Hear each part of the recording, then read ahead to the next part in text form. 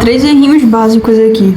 O primeiro é porque na introdução não se coloca esse dado aqui. Esse repertório aqui do G1, tu não vai colocar na introdução, tu vai colocar apenas do desenvolvimento. Tá certo? O 2 é justamente isso. Porque, vê, na introdução tem essa seguinte estrutura. Primeiro período, segundo período e terceiro período. No primeiro período, a gente vai introduzir o leitor ao tema. Geralmente fazemos isso com repertório, que é o que tu faz aqui, com o Estatuto da Criança e do Adolescente. A gente coloca um repertório e começa a introduzir o leitor ao problema. Qual é o problema? É o tema. No segundo período, que é esse aqui, começando por entretanto, a gente vai começar a problematizar, dizer que esse problema é atual. Lembra que todo problema do Enem ele é atual, então a gente vai reforçar essa ideia que é um problema atual que está afetando a sociedade e tudo mais. E no terceiro, a gente vai fazer a tese, que aqui a gente vai colocar a nossa argumentação. Porque o texto é dissertativo e argumentativo, então a gente tem que dissertar e argumentar. E aí, nessa tese, tu pecou um pouco aqui. Por que tu coloca essa frase aqui? Por conseguinte, é de fato que o aumento do consumo dessas substâncias se deve à idealização do fumo e à banalização do cuidado da saúde dos brasileiros. Aí depois tu coloca a frase aqui, logo deve-se pontuar a romantização do uso das drogas como causa e intensificação de crises emocionais como reflexo desse... Isso aqui como reflexo, crises emocionais, isso aí são consequências. Ou seja, não é pra estar na tese. Não é pra tu falar disso, por exemplo. Aqui, ó, tu falou disso. Isso aqui é consequência. Consequência a gente coloca como consequência da causa. Que causa? Que tá na tese. Na tese vão ter duas causas.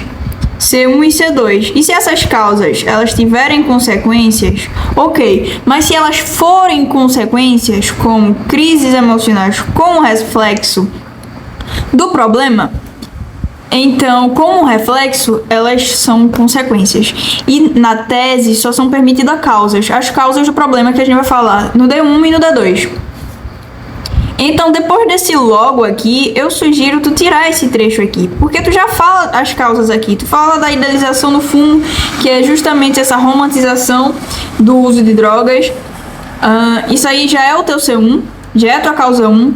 E a banalização do cuidado com a saúde dos brasileiros. Isso aí já pode ser teu C2. Porque isso aqui tu vai falar de educação em relação ao não uso de drogas, de tudo mais.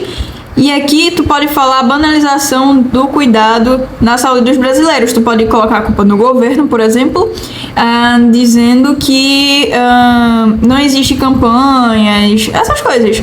Tu pode dizer o que é que tá faltando. Quem é o culpado, tu vai colocar quem é o culpado.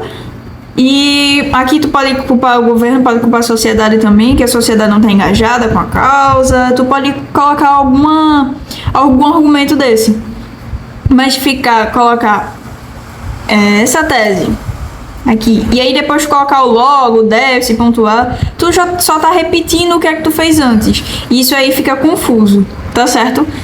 Toma cuidado com isso aí. Lembra desses 3 períodos, primeiro, segundo e terceiro.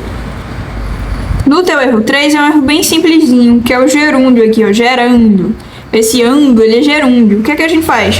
A gente coloca o que na frente, e aí fica o que gera. E aí tira o gerúndio.